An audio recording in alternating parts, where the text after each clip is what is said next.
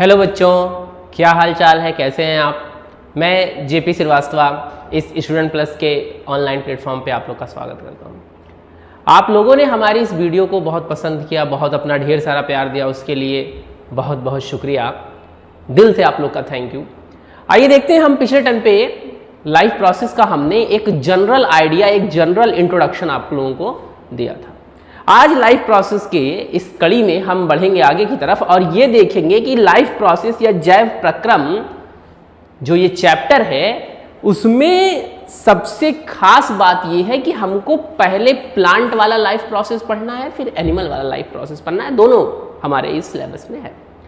Plant वाले life process में हमने कुछ बातें आपको बताई थी कि अगर बात करेंगे प्लांट के लाइफ प्रोसेस की, प्लांट के लाइफ प्रोसेस की जब बात होती है तो मैंने आपको पहले ही बताया कि प्लांट में किस तरीके से फोटोसिंथेसिस होती है या किस तरीके से उसमें ट्रांसपिरेशन होता है, यानी शुद्ध भाषा में कहें तो फोटोसिंथेसिस के प्रोसेस में, फोटोसिंथेसिस के प्रोसेस में प्लांट अपना फूड रॉ मटेरियल से कैसे बनाते हैं, हमको ये पढ़ना है।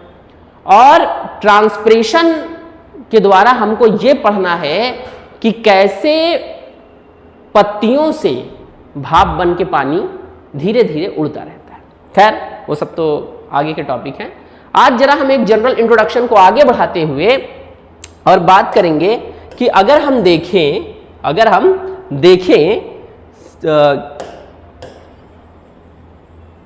देखें अपने इस टॉपिक को, तो हमने आपको जैसे कि बताया कि सबसे पहले हमको किसका देखना है, प्लांट का देखना है। किसका देखना है?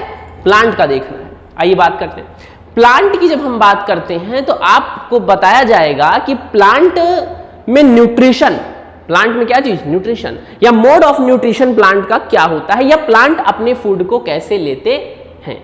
तो आपने हमेशा से ये पढ़ रखा है कि जब हम न्यूट्रिशन की बात करते हैं, किसकी बात करते हैं, न्यूट्रिशन की, तो आप बताएंगे कि वो प्रोसेस, ऐसा प्रोसेस जिसके जरिए प्लांट अपना फूड बनाएं, प्लांट अपना फूड फॉर्म करें, वो प्रोसेस क्या कहलाती है, वो प्रोसेस न्यूट्रिशन कहलाती है। यानी प्लांट फूड बनाएं और उसको क्या कर लें, यूटिलाइज कर लें, प्लांट अपने फूड को क्या कर लें, यूटिलाइज कर लें, तो ये प्रोसेस क्या कहलाती है, न्यूट्रिशन कहलाती है। न्यूट्रिशन में हमको एक चीज और देखना पड़ेगा कि न्यूट्रिशन की बात करते समय हमको यह देखना पड़ेगा कि न्यूट्रिएंट्स क्या होते हैं। तो ऐसे एलिमेंट्स या कंपोनेंट्स जो हमारे शरीर को क्या करें, पोषक तत्व प्रदान करें। क्या प्रदान करें? पोषक तत्व प्रदान करें। यानी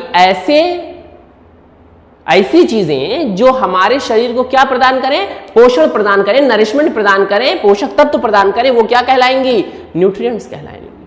क्या कहलाएंगे? न्यूट्रिएंट्स कहलाएंगे। अब एक खास बात है कि न्यूट्रिएंट्स में हमको दो चीजें की बारे में जानकारी होना चाहिए। हमारे शरीर को कुछ ऐसे पोषक तत्व या कुछ ऐसे न्यूट्रिएंट्स होते हैं जो कम अमाउंट में चाहिए होते हैं, कम मात्रा में चाहिए होते हैं। जो पोषक तत्व या जो न्यूट्रिएंट हमको कम अमाउंट में चाहिए होते हैं उनको हम क्या कहते हैं, माइक्रो न्यूट्रिएंट। क्या कहते हैं? Micro nutrient. क्या कहते हैं? माइक्रो न्यूट्रिएंट कहते हैं। और ऐसे न्यूट्रिएंट जो हमको ज्यादा, यानी हमारी शरीर को जो न्यूट्रिएंट कम अमाउंट में चाहिए होते हैं उनको हम क्या कहते हैं, माइक्रो न्यूट्रिएंट। उनको क्या कहते हैं? माइक्रो न्यूट्रिएंट कहते हैं।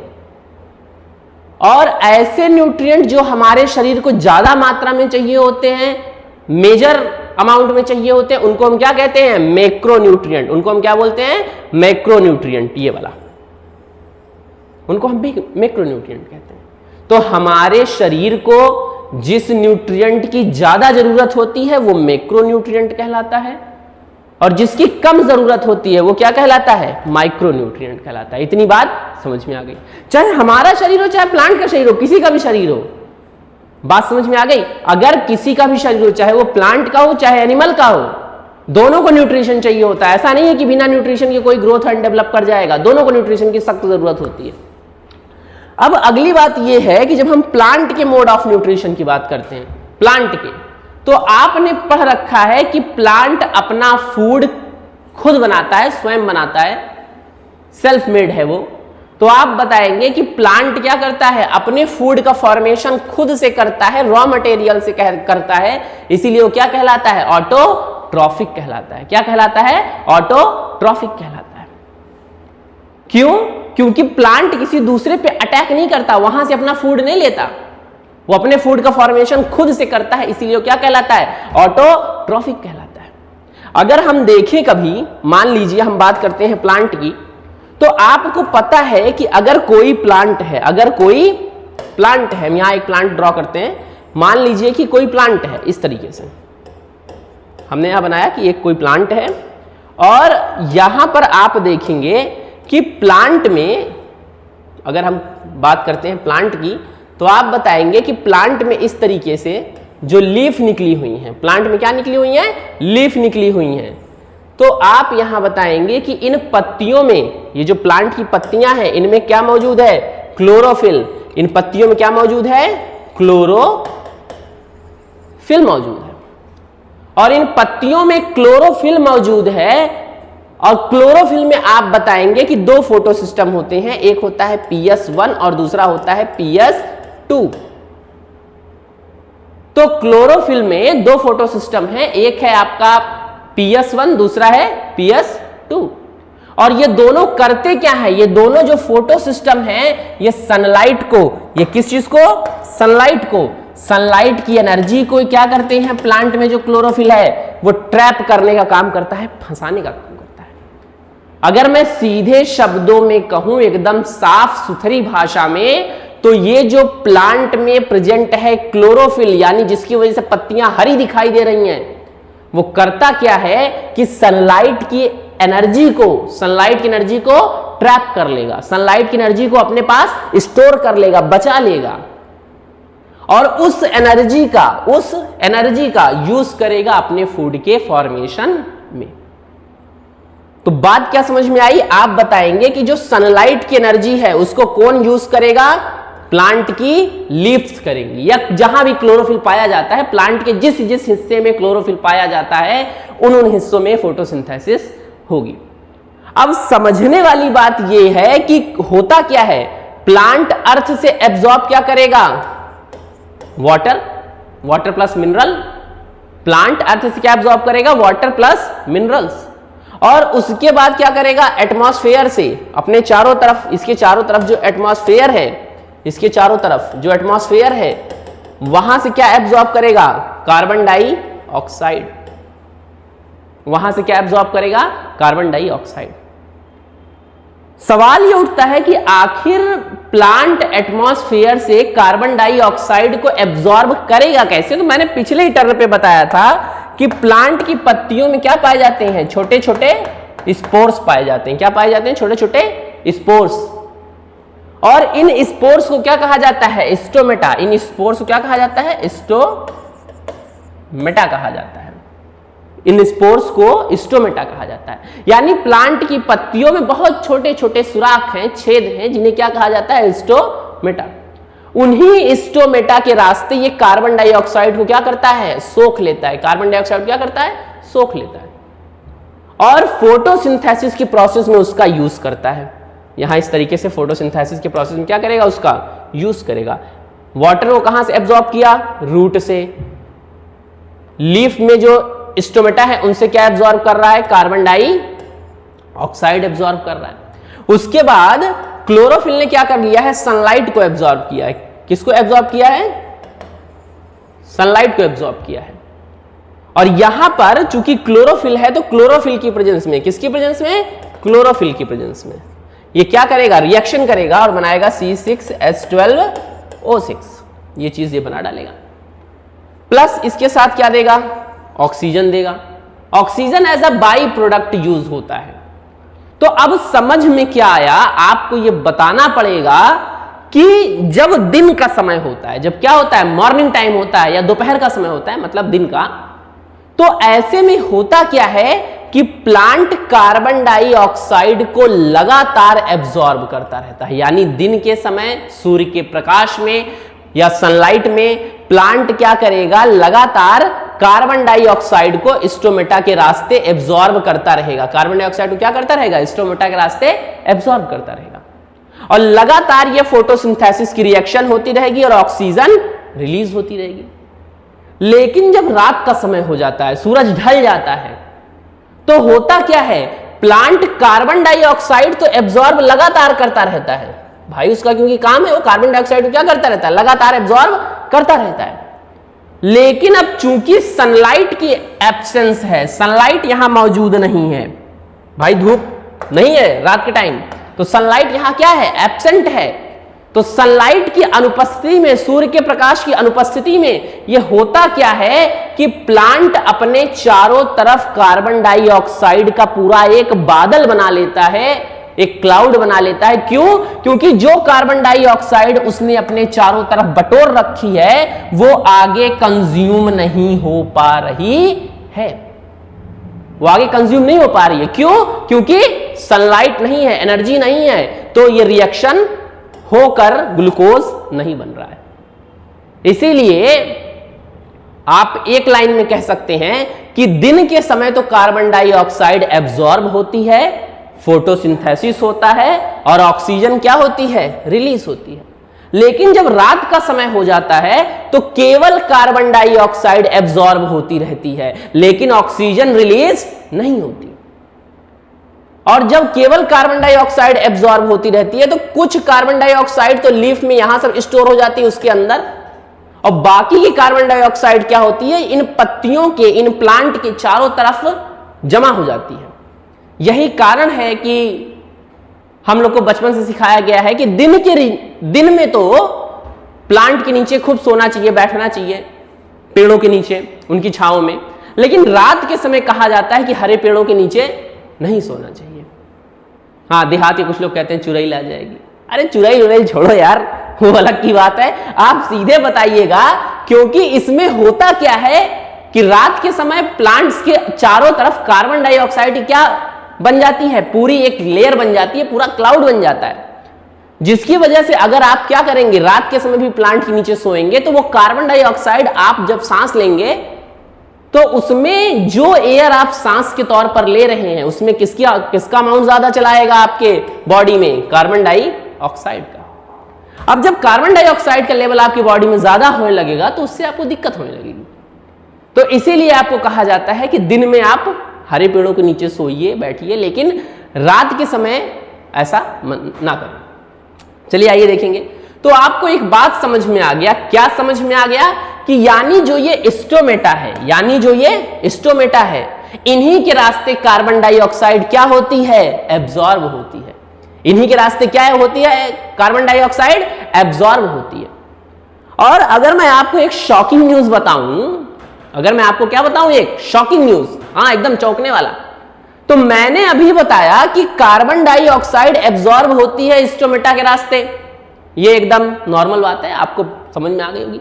लेकिन अगर मैं ये कहूं कि प्लांट में जो पानी चढ़ता है जड़ों से लेकर पत्तियों तक, ध्यान से सुनो, प्लांट में जो पानी कहां चढ़ता है? जड़ों से लेकर पत्तियों तक, वो भी स्टोमेटा की मदद से चढ़ता है। वो भी किसकी मदद से चढ़ता है? स्टोमेटा की मदद से चढ़ता है। आप कहेंगे सर हमने तो बचपन में पढ़ा है कि जाइलम की मदद से चढ़ता है, अभी आप बता रहे हैं स्टोमेटा की मदद से चढ़ता है, तो ये कैसे है? बेटा जाइलम जो है वो केवल एक पाइपलाइन की तरह वर्क करती है। किसकी तरह वर्क करती है? पाइपलाइन की तरह। वो फोर्स नहीं जनरेट करती। अरे भाई जाहिर सी बात है कि मान लीजिए, जरा समझिएगा, मान लीजिए कि एक प्लांट है, बहुत बड़ा प्लांट है, काफी ऊंचा, हमने ऐसा माना कि एक बहुत बड़ा प्लांट है, बहुत बड़ा, हाँ ये बना दिया है ऐसे, लेकिन ये एक बहुत बड़ा प्लांट है मान लीजिए। अब जाहिर सी बात है कि इस प्लांट की जो ऊंचाई है हमने माना कि ये 20-25 फीट है, कम से कम 25 फीट मान लीजिए। अब प्लांट की ऊंचाई 20 से 25 फीट है और जाहिर सी बात है कि प्लांट जो वाटर एब्जॉर्ब करेगा, प्लांट जो क्या करेगा? वाटर एब्जॉर्ब करेगा, वो कहां से करेगा? उसकी रूट से। एक बात हमेशा याद रखिएगा कि प्लांट में पानी को सोखने का या पानी को एब्जॉर्ब करने का केवल एक ही तरीका है कि वो उसकी जड़ों से यानी रूट से ही पानी को एब्जॉर्ब करेगा, बाकी और कोई रास्ता नहीं है। जैसे हमारे शरीर में अगर कोई चीज डालनी है तो मुंह ही एक रास्ता है।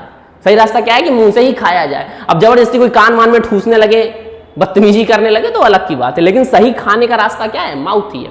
तो आप बताएंगे कि यहां पर अगर देखा जाए कि प्लांट में अगर पानी को ऊपर भेजना है, यानी प्लांट को पानी को क्या करना है? एब्जॉर्ब करना है, तो जड़ों से पानी धीरे धीरे यानी जड़ों से पानी जाइलम की मदद से, जड़ों से पानी किसकी मदद से? जाइलम की मदद से, जड़ों से पानी जाइलम की मदद से, यानी जाइलम क्या है? एक पाइपलाइन है। तो आप बताएंगे कि जड़ों से पानी जाइलम की मदद से पत्तियों तक चढ़ता है। लेकिन सोचने वाली बात यह है कि आखिर जड़ों से लेकर पत्तियों तक, जड़ से लेकर पत्ती तक 25-30 फीट अगर पानी ऊपर चढ़ाना है तो वो प्रेशर कहां से क्रिएट होता है? जैसे मान लीजिए हमारे आपके घरों में आपने देखा होगा एक सप्लाई वाली पाइपलाइन आई होती है, और सप्लाई वाली जो पाइपलाइन आई होती है उसमें जो सप्लाई वाला पानी आता है, जब उसको 3 मंजिला चढ़ाना होता है, 3 मंजिल के ऊपर जो टंकी रखी है जब उस पर चढ़ाना होता है, तो हम क्या लगा देते हैं? एक मोटर या टुल्लू लगा देते हैं, ठीक। और जब पानी 3 मंजिले पे चढ़ाना होता है उस टंकी में, तो हम जैसे ही स्विच ऑन करते हैं मोटर पानी को प्रेशर के साथ ऊपर पहुंचाता है। यानी वो 3 मंजिला जो 25-30 फीट ऊपर हमको पानी चढ़ाना है, हमने मोटर ऑन किया, पानी चढ़ गया ऊपर, उसी तरह यहां पर भी पानी जब चढ़ेगा तो यहां किसने मोटर लगा रखा है? क्या भगवान ने यहां पे मोटर लगा रखा है क्या? पानी चढ़ कैसे रहा है? और बियॉन्ड द ग्रेविटी पानी चढ़ रहा है। आपने पढ़ा होगा कि ग्रेविटेशनल फोर्स कहां लगता है? नीचे की तरफ। न्यूटन ने बताया कि कोई भी वस्तु हो, कोई भी ऑब्जेक्ट हो, अगर ऊपर से छोड़ा जाए तो नीचे की तरफ आती है। या धरती एक फोर्स द्वारा हर चीज को अपने सेंटर की तरफ खींचती है, वही क्या है? ग्रेविटी है। तो हमको जो प्लांट में हमको यह देखना है कि प्लांट में जो पानी चढ़ रहा है वो ग्रेविटी के क्या चढ़ रहा है? अगेंस्ट, क्योंकि ग्रेविटी कहां लग रही है? ग्रेविटी कहां लग रही है? नीचे की तरफ। पानी कहां चढ़ रहा है? ऊपर की तरफ। तो वो इतना फोर्स कहां से क्रिएट होता है? क्या जाइलम फोर्स क्रिएट करती है? नहीं, जाइलम फोर्स क्रिएट नहीं करती है। वो फोर्स क्रिएट करने का काम कौन करते हैं? स्टोमेटा। वो फोर्स क्रिएट करने का काम कौन करते हैं? स्टोमेटा। आप जरा 1 मिनट के लिए सोचिए कि एक पत्ती में, प्लांट की एक पत्ती में हजारों स्टोमेटा हो सकते हैं। प्लांट की एक पत्ती में हजारों स्टोमेटा हो सकते हैं, और प्लांट के पास कितनी ढेर सारी पत्तियां हैं। अब सोचिए कि स्टोमेटा का नंबर क्या होगा, कितने ढेर सारे स्टोमेटा हैं। और लगातार इन्हीं स्टोमेटा से एक प्रेशर क्रिएट होता है, लगातार इन्हीं स्टोमेटा से एक प्रेशर क्रिएट होता है, जिससे पानी जड़ों से लेकर कहां चढ़ता है? प्लांट की पत्तियों तक चढ़ता है।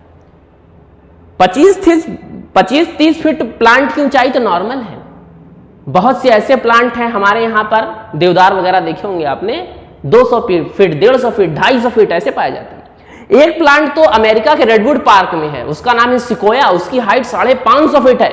अब जरा सोच के देखिए 550 फीट पानी ऊपर चढ़ाना है तो जाहिर सी बात है एक मजबूत फोर्स की जरूरत है, एक मजबूत प्रेशर की जरूरत है। और वो प्रेशर किसके द्वारा क्रिएट होता है? स्टोमेटा के द्वारा। तो अगले टर्न पर हम ये देखेंगे कि आखिर ये स्टोमेटा काम कैसे करता है और पानी को ऊपर कैसे चढ़ाता है। यानी हम ये देखेंगे कि स्टोमेटा की एक्टिविटी क्या है, opening and closing mechanism of stomata पे बात करेंगे। और ये 10th स्टैंडर्ड में बोर्ड में पूछे जाने वाले सवालों में एक अच्छा सवाल है, काफी बार पूछा गया है बोर्ड में। Explain opening and closing mechanism of stomata, यानी जो पर्णरंध्र हैं उनके खुलने तथा बंद होने की प्रक्रिया को समझाइए। तो आज हम अपनी क्लास को यहीं रोकेंगे और नेक्स्ट लेक्चर में हम ये देखेंगे कि स्टोमेटा खुलता कैसे है और बंद कैसे होता है, और उसके खुलने और बंद होने की वजह से पानी धीरे धीरे चढ़ता कैसे है ऊपर की तरफ। ये दोनों बातों को समझेंगे। तब तक के लिए मैं अपनी इस क्लास को आज यहीं रोकता हूं और आज इस एक्साइटमेंट के साथ छोड़कर जा रहा हूं कि आखिर स्टोमेटा का काम क्या है, कैसे वर्क करते हैं। तो मिलते हैं फिर नेक्स्ट लेक्चर में। तब तक के लिए खुश रहिए, हमारे इस चैनल को लाइक करिए, सब्सक्राइब करिए और अपने दोस्तों के साथ शेयर करिए। Thank you.